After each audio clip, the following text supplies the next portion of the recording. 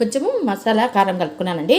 ఉప్పు కారము ధనియాల పొడి చాట్ మసాలా కొద్దిగా వేసి కలుపుకొని అది చల్లినానండి. ఇది దోశ, ప్లెయిన్ దోశ, అది ఊతప్పం, క్యాప్సికము, టమాటా, ఆనియన్స్.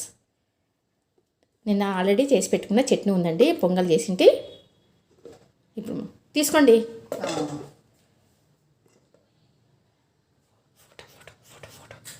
ఫోటో తీసుకోండి.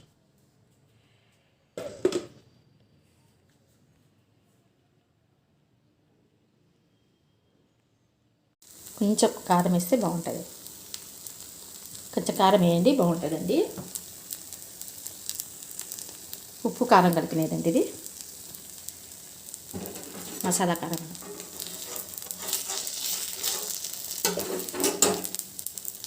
కొంచెం నిదానంగా కాలుతాయండి, చాలా నిదానంగా కాలుతాయి.